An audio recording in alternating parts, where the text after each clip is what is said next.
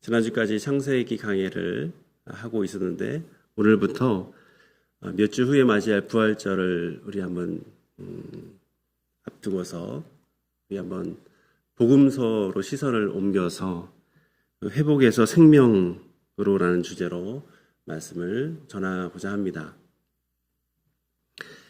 저는 결혼하고 아이들이 태어나면서 외건형 자동차를 구매를 했습니다.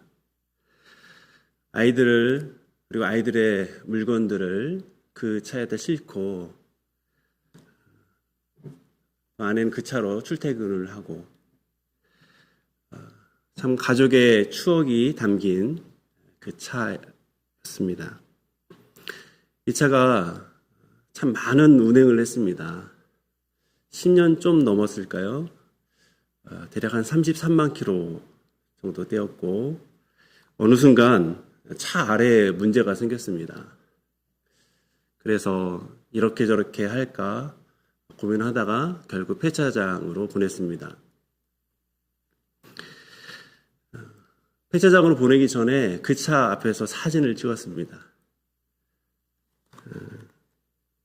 고마운 마음도 있고 또 허전한 마음도 있었기 때문입니다. 아마도 여러분에게도 비슷한 경험이 있었을 것 같습니다. 즐겨 먹던 아주 오래된 그런 단골 식당이 갑자기 폐업할 때 좀 아쉽죠.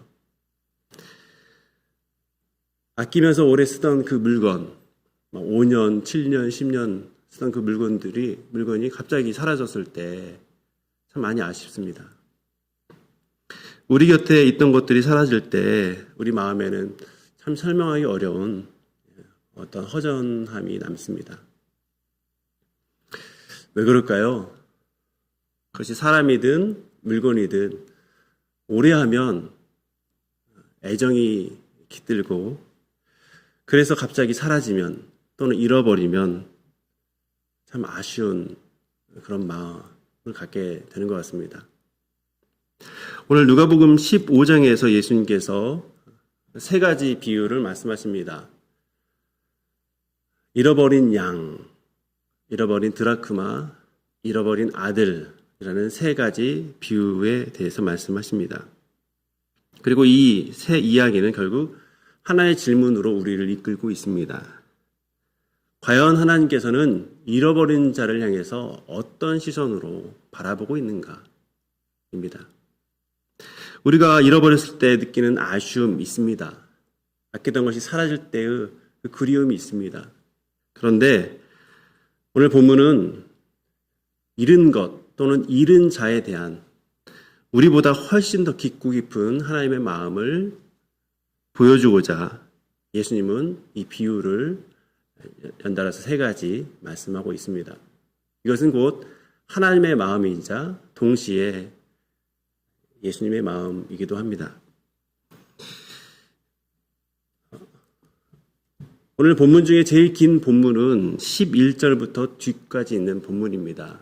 이 세 번째 본문이 어떻게 보면 이 비유의 클라이막스라고 할 수 있습니다. 하지만 그렇다고 해서 그것만 읽으면 되지 않습니다. 왜냐하면 누가복음 15장은 전체로 읽어야 하기 때문입니다.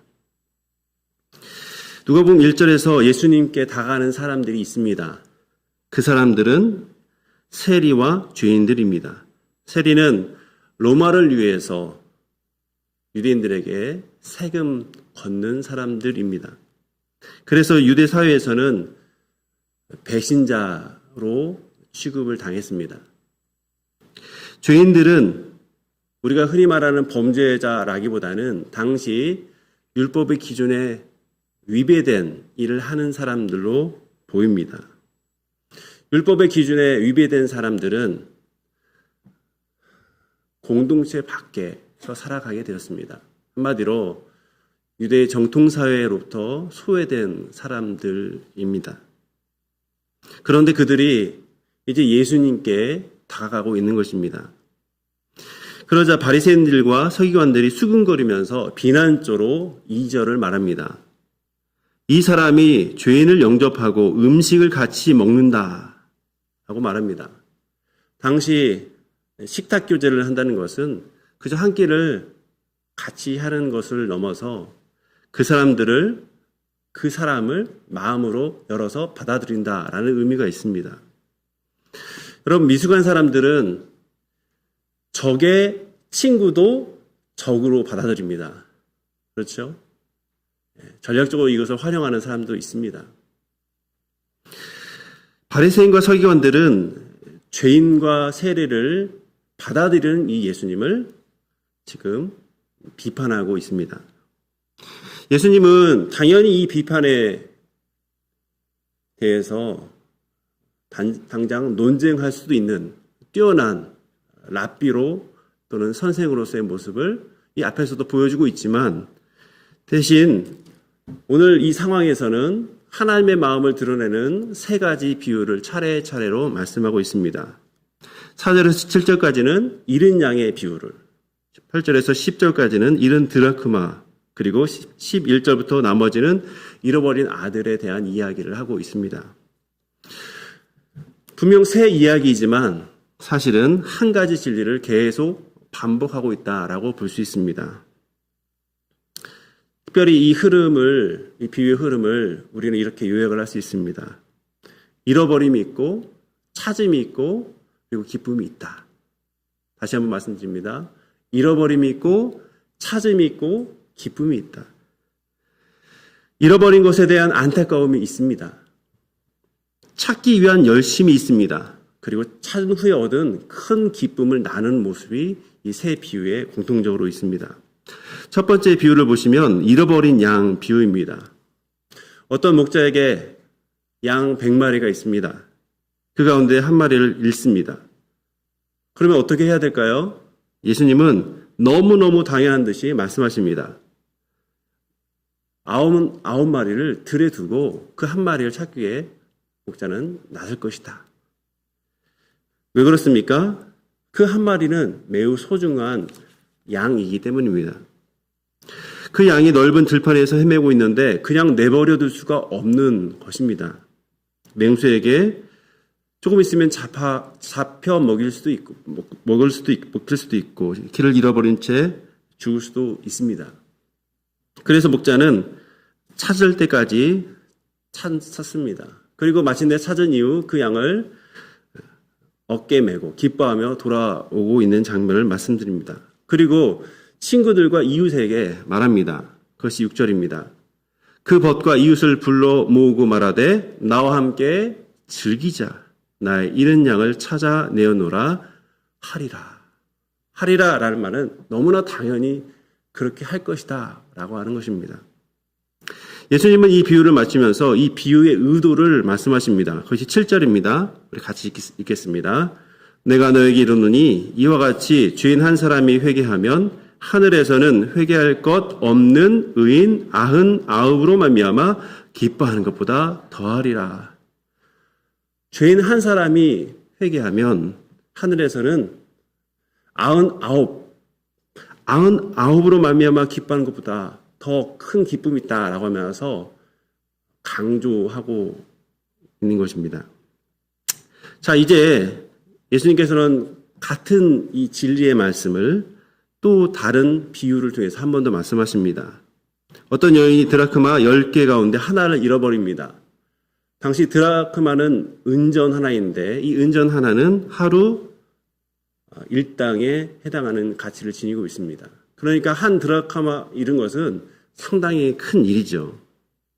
그래서 이 여인은 가만히 있지 않고 등불을 켜고 집안을 쓸면서 찾을 때까지 부지런히 찾고 있습니다. 그리고 마침내 찾은 후에 그 여인의 친구와 이웃을 불러서 이렇게 말할 것이라고, 당연히 이렇게 말할 것이라고 말씀합니다. 9절 다시 읽겠습니다. 또 찾아낸즉 벗과 이웃을 불러 모으고 말하되 나와 함께 즐기자. 이른 드라크마를 찾아내어노라 하리라. 나와 함께 기뻐하자. 이른 돈을 찾았다. 라고 말을 하고 있습니다.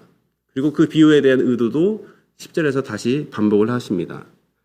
이와 같이 죄인 한 사람이 회개하면 하나님의 사자들 앞에, 천사들 앞에 기쁨이 되느니라. 이렇게 잃어버린 양, 잃어버린 드라크마를 봤는데 이 두 비유의 공통점은 분명합니다. 첫 번째로 잃어버린 하나를 아주 소중하게 여깁니다. 99이 있어도 또 다른 9 드라크마가 있어도 잃어버린 그 하나를 포기하지 않습니다. 두 번째는 잃어버린 쪽이 찾기 위해서 매우 열심히 행동하고 있습니다. 양이 스스로 목자품으로 돌아온 것이 아니고 잃어버린 그 동전이 은화가 반짝하면서 자기 모습을 드러내는 것이 아닙니다. 목자가 힘써 찾았고 여인도 그것을 찾기 위해서 매우 힘쓴 모습, 이런 열심히 있는 행동을 지금 말하고 있습니다. 세 번째 반응은 찾은 뒤에 큰 기쁨이 있습니다. 그래서 혼자 기뻐하지 않고 가까운 친구, 이 기쁨을 나눌 수 있는 가까운 친구와 이웃을 불러서 이 회복의 소식, 찾은 소식을 지금 나누면서 기뻐하고 있습니다. 예수님은 이런 귀한 진리를 말씀하시면서 이제 가장 깊은 진리가 담긴 가장 긴 본문을 가지고 다시 말씀하십니다. 그것이 11절 이하입니다. 어떤 사람에게 두 아들이 있습니다. 그리고 둘째 아들이 아버지에게 와서 말합니다. 아버지, 재산 중에서 제게 올 분길이 있지 않습니까? 상속받을 거 있지 않습니까? 그것을 저에게 주십시오. 라고 말을 합니다. 그런데 이 말이 당시의 문화 속에서는 매우 충격적인 말입니다. 이 케니스 베일리라고 하는 이 중동 지역에서 살아왔던 아주, 그래서 누가복음 15장에 대해서 아주 권위 있는 그런 논문을 낸 학자가 있는데, 그 학자의 말하면 유산은 보통 죽은 이후에 나누는 것인데 죽기 이전에 이것을 요구했다는 것은 아버지의 죽음을 당연시 여기 하는 큰 불효라고 하는 것입니다. 무슨 말이냐? 당시 공동체에서 가장 큰 영향력을 발휘하는 아버지, 이 가장의 권위를 사실은 아주 우습게 여기는 그런 행동이다라고 하는 겁니다. 이 둘째 아들의 요구는 사실상 이렇습니다. 아버지, 저는 아버지보다 아버지의 것을 원합니다. 여러분, 아버지가 존중받아야 되는데 존중받기는커녕 아버지 것을 욕심내는 모습, 그것이 지금 작은 아들의 모습입니다. 하나님께서 기뻐하시는 것은 관계인데 관계보다 하나님이 주시는 어떤 소유의 욕심을 부리는, 그것에만 꽂혀 있는 사람을 가리키는 모습입니다. 놀라운 점은 이 비유 속에서 아버지가 그것을 거부하지 않는다는 점입니다. 재산을 나눠줍니다. 며칠 뒤에 이 둘째는 모든 것을 가지고 그 나라를 떠나고 그 먼 나라에 가서 허랑방탕하게 삽니다. 재산을 다 탕진해 버립니다. 문제는 그 나라에 큰 흉년이 들자 그는 궁핍해집니다. 그리고 그는 결국 어떤 사람에게 붙어서 돼지치는 일을 자원합니다. 문제는 돼지는 유대인의 정체성을 생각할 때는 이거는 말도 안 되는 일입니다. 돼지는 레위 제사법에 의하면 부정한 짐승, 유대인에게 있어서는 가까이 하지 않아야 될 짐승입니다. 이 얘기는 그의 삶이 얼마나 낮은 자리에까지 떨어져 있는지를 잘 보여주는 내용입니다. 그가 작은 아들로서는 돼지를 볼 일이 없었을 것입니다. 그러나 지금 생계를 위해서, 살기 위해서 돼지치는 일을 하고 있는 것입니다. 그에게는 종교적인 계율도 없고 오직 앞으로 먹고 살 그 일들밖에 없는 것이죠.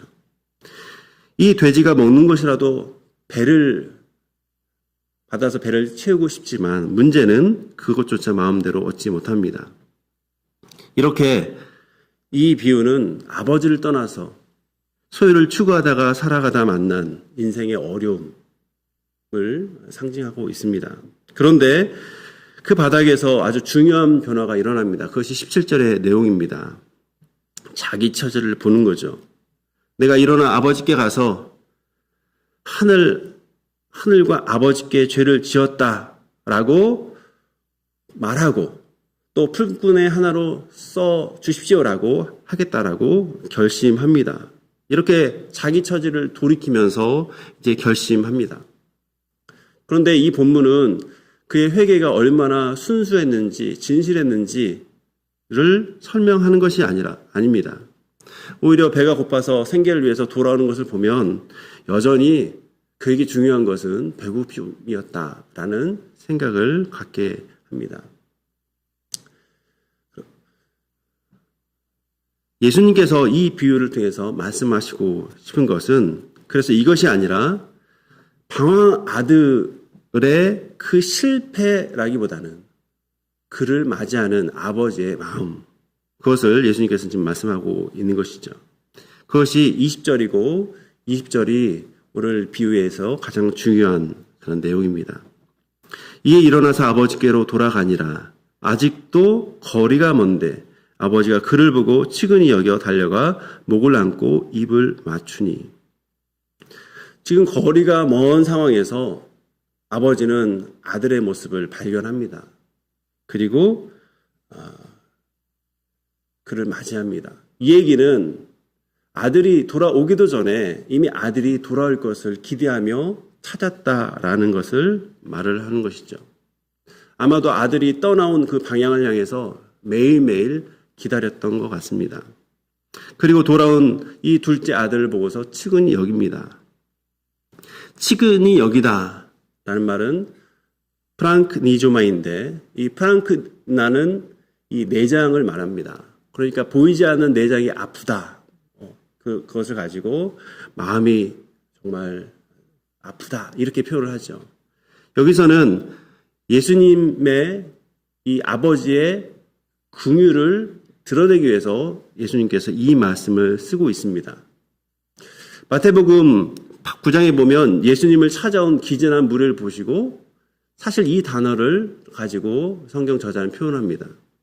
마가복음 1장에서도 나병 환자를 보면서 치근히 여기신다라는 이 표현을 가지고 예수님의 마음을 표현하고 있습니다. 누가복음 7장에서 과부의 아들을 볼 때도 이 치근히 여기다라는 말을 사용합니다. 그러니까 이 예수님께서 사용하시는 아버지의 치근히 여기는 마음은 결국 아들의 치근히 여기는 마음이다라고 하는 겁니다. 아버지 하나님의 마음이 곧 자신의 마음이다라는 것을 드러내고 있습니다. 또 한 가지 이 아버지에게서 볼 수 있는 놀라운 점은 달려가고 있다라고 하는 것입니다. 고대 근동의 문화에서 연로한 아버지, 그 가문의 대표가 공개적으로 사람들 앞에서 달리는 일은 흔한 일이 아니다라고 합니다. 왜냐하면 긴 옷을 들고 그렇게 가야 된 일이었기 때문입니다. 체면을 내려놓을 수 있는 그런 행동은 바로 옷을 드러내는, 옷 속의 속살을 드러내는 일인데 지금 아버지는 자신의 체면보다 아들의 회복을 더 중요하게 여기는 그 모습, 그것을 오늘 비유해서 아버지가 달려나간다라고 표현하고 있습니다. 이 아버지가 아들을 만나자 아들은 준비했던 그 속마음을 이제 고백합니다. 아버지, 내가 하늘과 아버지께, 하나님과 육신의 아버지께 죄를 지었사오니 지금부터는 아버지의 아들이라 일컬음을 감당하지 못하겠나이다. 이 아버지는 아들이 준비한 또 다른 이야기, 뭡니까? 이제 아버지 아들이 아닌 그저 품꾼으로 하나 써주십시오 라는 말을 듣기도 전에 벌써 종들에게 명령을 합니다. 좋은 옷들을 가져와서 입히고 손에 가락지를 끼우고 신발을 신기라 라고 말합니다. 제일 좋은 옷은 명예 회복을 말합니다. 가락지는 가문의 권위를 뜻합니다. 신은 자유인을 뜻합니다. 종은 당시에 신을 신지 않았다라고 합니다. 아들은 지금 아버지 곁에서 그저 품꾼의 하나로만 살게 해주십시오라고 그렇게 요청할 것을 결심하며 돌아옵니다. 하지만 이 비유 속의 아버지는 그를 품꾼으로 받아들이지 않고 온전히 여전히 자신의 아들로서 받아주고 아들의 권위를 회복하는 장면을 보여주고 있습니다. 그러면서 이 아버지는 이렇게 선언합니다. 그것이 24절입니다. 우리 같이 읽겠습니다. 이 내 아들은 죽었다가 다시 살아났으며 내가 잃었다가 다시 얻었노라 하니 그들이 즐거워하더라. 이것이 돌아온 아들에 대한 해석입니다. 돌아온 아들에 대한 해석. 죽었다가 다시 살아났다. 잃었지만 다시 얻었다. 라는 해석입니다. 관계가 끊어진 것은 죽음이었다. 반면 관계가 회복된 것은 생명이다. 라고 해석을 하고 있는 것입니다. 그리고 이에 걸맞는 잔치가 시작이 됩니다. 여러분, 관계 회복은 복된 일이기 때문에 그것은 아주 귀한 일이기 때문에 드러내야 할 일입니다. 아버지는 이 회복의 기쁨을 그 공동체 안에서 드러내고 싶어 하십니다. 그리고 모두가 잃어버렸다라고 생각하던 이 아들의 회복을 지금 모두가 동일한 기쁨을 누릴 수 있도록 큰 잔치를 열라라고 하십니다. 이렇게 둘째 아들의 돌아옴은 아버지에게 큰 기쁨을 안겨주고 그 주위 사람은 그 기쁨을 나누는 일로 마무리되는 것 같습니다. 그런데 본문은 여기서 끝나지 않지요. 집 안에 있었지만 여전히 아버지의 마음을 몰라주는 사실상 잃어버린 아들과 같은 또 다른 첫째 아들에 대한 이야기를 하고 있습니다. 아들이 밭에서 돌아옵니다. 그런데 집 근처에 가까이 오자 큰 음악 소리가 들립니다. 풍악이 들리고 춤추는 소리가 들립니다. 종을 불러 묻습니다. 동생이 돌아와서 아버지께서 기뻐하여서 송아지를 잡고 큰 잔치를 열었습니다. 라고 보고를 합니다. 그러자 아들이 화를 냅니다. 그것이 28절입니다. 그가 놓아여 들어가고자 하지 아니하거늘 라고 그렇게 그 잔치 자리로 들어가는 것을 거절합니다. 이때 아버지께서 나와서 다시 권합니다. 그러자 아들이 이렇게 얘기를 합니다. 아버지, 내가 여러 해 아버지를 섬겨 아버지의 명을 어김이 없거늘 내게는 염소 새끼라도 주어 나와 내 벗으로 즐기게 하신 일이 없더니 라고 말을 합니다.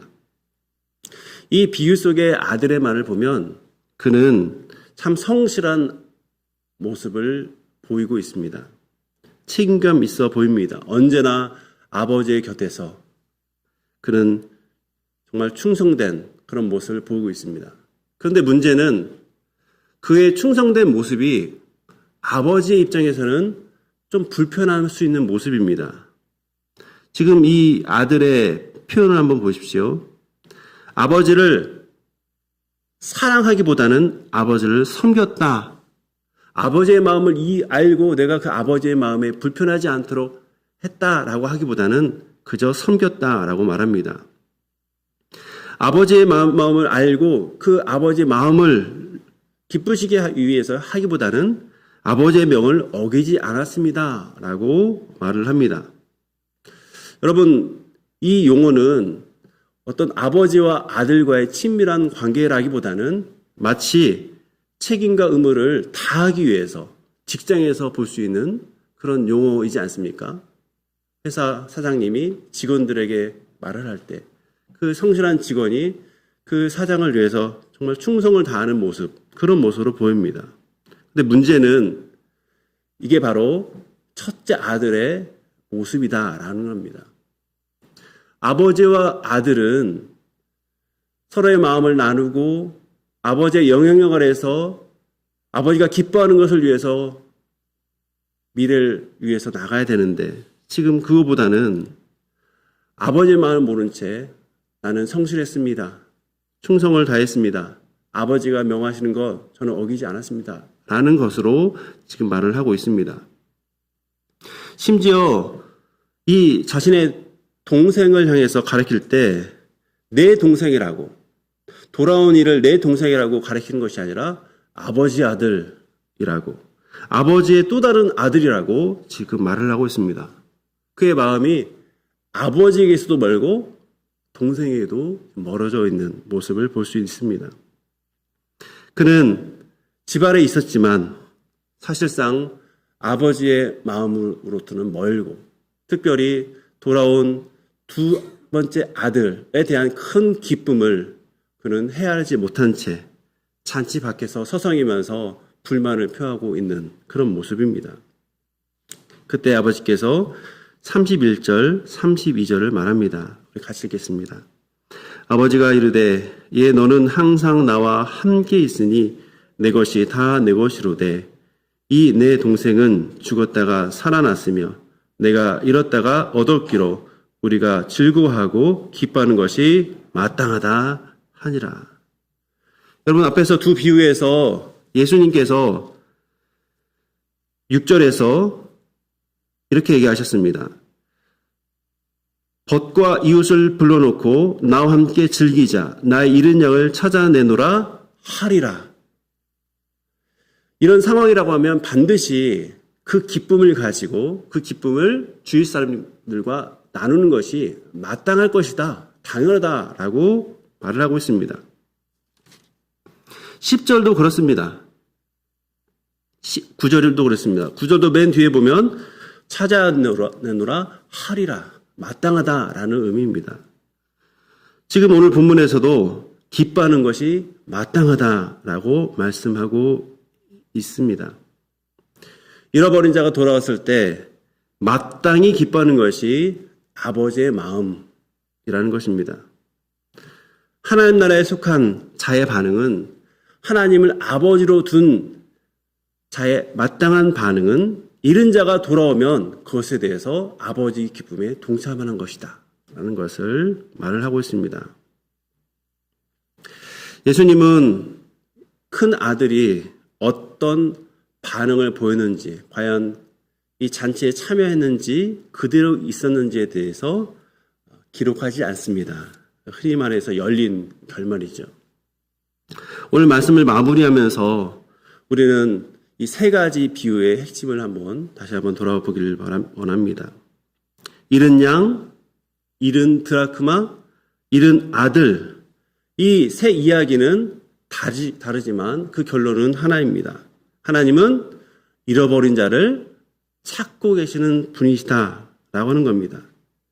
목자처럼 하나님은 찾아 나서시는 분이시다. 여인처럼 부지런히 찾으시는 분이시다. 아버지처럼 멀리서 먼저 보고 달려오시는 분이시다라는 것을 말씀하고 있습니다. 잃어버렸다라고 포기하지 않고 계속 찾으시는 분, 이것이 바로 하나님의 모습이다라고 하는 겁니다. 종교개혁자들은 잃어버린 자들을 추격해서 마침내 찾아오는 것을 은혜로 얘기합니다. 특별히 정할 수 없는 은혜로 표현합니다.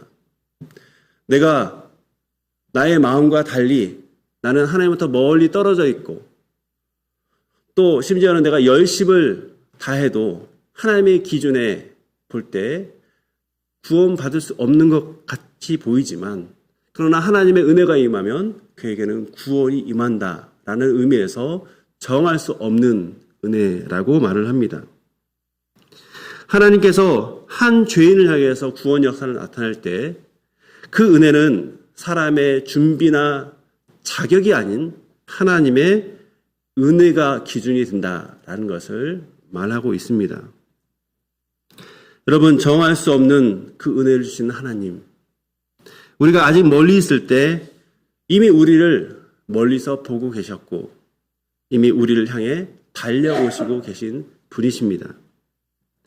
하나님은 우리가 완전히 준비되어야만 맞이하시는 분이 아니시고, 또 우리가 충분히 깨끗해져야만, 우리 기준에 만족해야만 우리를 받아주시는 그런 분이 아니십니다. 어떤 분들은 이렇게 생각할 수 있습니다. 내가 좀 더 준비되면 하나님께 나아가겠다. 내가 이렇게 좀 더 나아지면 그분이 나를 받아주시겠지 라고 생각합니다. 하지만 오늘 본문은 그렇지 않습니다. 오늘 본문은 하나님의 은혜가 임하면 준비되지 않았다 하더라도 그에게는 하나님의 자녀가 되는 그 권세를 얻게 된다라고 하는 것을 말씀하고 있습니다. 그래서 하나님의 은혜는 우리의 준비와 상관이 없습니다. 좀 극단적으로 얘기하면 우리의 회개를 뛰어넘습니다. 하나님의 은혜는 우리의 회개를 뛰어넘는 정할 수 없는 은혜이고 우리의 준비와 열심을 뛰어넘는 은혜입니다. 물론 이 하나님의 정할 수 없는 은혜를 경험한 자는 반드시 하나님께 회개합니다. 아버지를 떠나 있었군요. 내가 이런 죄를 범했군요. 내가 나의 목적을 위해서 하나님에게 속한 것을 구했군요. 하면서 진정한 목적이 되신 하나님과의 관계보다 하나님이 아닌 다른 것을 더 추구했던, 심지어는 하나님을 향해서 기도하더라도 하나님이 아닌 다른 것을 더 추구했던 마음에 대한 회개를 하게 하십니다. 오늘 이 말씀은 분명 멀리 떠나 있는 사람에게 가장 적합한 내용이다 할 수 있습니다. 그런데 오래 집 안에 있지만 이 아버지의 마음을 모른 채 살아가는, 아버지의 마음을 잃어버린 그 사람에게도 주시는 말씀입니다. 지금 신앙이 아버지의 마음을 안 기쁨보다 의무로 살았던 그런 분, 하나님을 향한 사랑보다는 어떤 내가 이렇게 함으로 뭔가 더 대가가 주어지겠지 하는 섣부른 인간적인 계산 가운데 살아갔던 분, 하나님을 아버지로서의 친밀감보다는 마치 직장의 보스, 상사처럼 여겼던 분, 이분들에게도 사실 해당되는 말씀입니다. 아버지는 둘째 아들만 맞아들이지 않습니다. 둘째 아들의 그 잔치상에 지금 첫째 아들도 들어오라라고 초청하고 있는 것이죠. 혹시 오랫동안 마음으로 멀리 떠나 있다라고 느끼는 분 계십니까? 내 마음은, 몸은 여기 있지만 마음은 너무 멀리 있어서 회복이 불가능하다라고 생각하는 분 계십니까? 오늘 이 하나님의 아버지의 말씀, 비유 속의 아버지의 말씀이 하나님의 말씀인 것을 기억하면서 한번 생각해 보시기 바랍니다. 아직 거리가 멀지만 나는 이미 너를 보고 있다. 너를 향해 달려가고 있다. 오늘 15장에서 반복되는 내용이 또 있습니다. 그것이 24절입니다. 죽었다가 다시 살아났고 잃었다가 다시 얻은 이 말씀, 이것이 바로 이 말씀의 교훈인 것입니다. 결국 중요한 것은 내가 어느 쪽 아들이었냐가 아니라 아버지의 초청 앞에서 어떻게 응답하느냐인 것입니다. 둘째 아들처럼 돌아오시는 분도 필요합니다. 큰 아들처럼 아버지의 초청을 마음에 둬야 될 사람도 있습니다. 중요한 것은 그 아버지의 품은 넓고 아버지께서 받아주시는 그 상황 속에서 하나님은 마음을 열어서 큰 기쁨을 표현하시고 그 기쁨을 그 주변에 있는 모든 사람에게 알려서 아버지의 잃어버린 자를 향한 회복의 마음이 얼마나 큰지를 알게 하시는 것입니다. 여러분, 잃어버림이 있고 찾음이 있고 기쁨이 있습니다.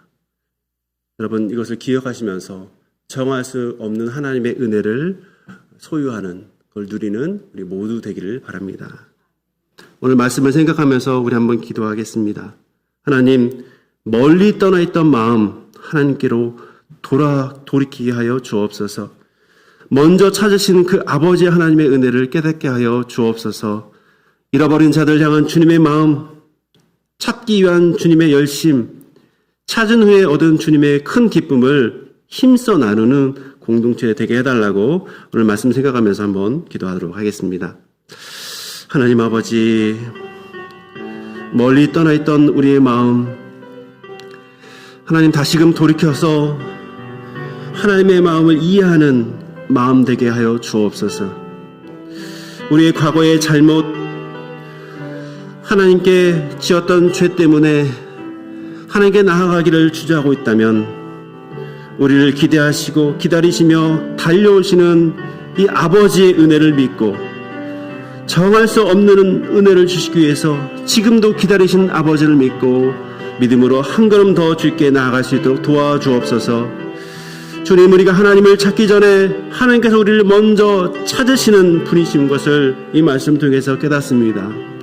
우리의 준비나 자격이 아니라 먼저 다가오시는 은혜로 우리가 살고 있음을 알게 하시고 그 은혜에 감사하며 주님께 나아갈 수 있는 주님의 사람 되게 하여 주옵소서. 주님, 큰 아들처럼 마음이 굳어지지 않게 하여 주옵소서.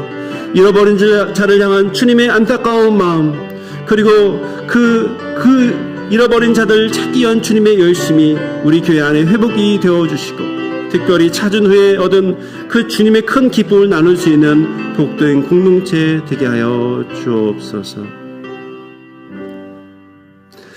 하나님 아버지, 오늘 아버지의 마음을 보았습니다. 잃어버린 양 힘써 찾아나는 목자의 모습 속에서 드러크마를 찾기까지 그 집안을 온통 다 뒤지는 한 여인의 모습 속에서 아들이 먼 거리에 있지만 나간 그 길을 바라보며 다시 찾아올 것을 기대하며 그리고 그 아들을 볼 때 달려나오셨던 아버지의 모습을 봤습니다. 주님, 이 아버지의 모습을 기억하며 마음으로 더 주님께 다가갈 수 있도록 도와주옵소서. 마음으로 주님을 오랫동안 멀리 떠나 있던 사람이 있다면 오늘 말씀 앞에 반응하게 하여 주옵소서. 준비되지 않았다고 어떤 자격을 갖춰야 된다라고 생각하는 사람이 있다면 달려오신 아버지를 생각하며 그 주님을 만나게 하여 주옵소서. 오랫동안 집안에 있었던 아버지를 아버지라고 생각하기보다는 직장 상사처럼 여기면서 섬김의 기쁨을 잃어버렸던 사람이 있다면 주님, 주님의 잔치에 참여할 수 있는 열린 마음을 허락하여 주옵소서. 주님, 이 자리에 있는 것만으로도 이미 주님의 은혜 가운데 있다는 것을 기억하며 우리의 준비, 우리의 고백보다 하나님의 은혜가 먼저라는 것을 기억하며 다시금 주님 앞에 기쁨으로 나갈 수 있도록 도와주옵소서. 주님은 죽었다가 살아났고 잃었다가 얻게 되었다는 그 잃어버린 영혼의 회복에 대한 큰 기쁨을 본인뿐만 아니라 본인의 백성들이 함께 누리길 원하십니다. 우리 교회가 그 기쁨을 크게 누리게 하여 주옵소서. 예수님의 이름으로 기도합니다. 아멘.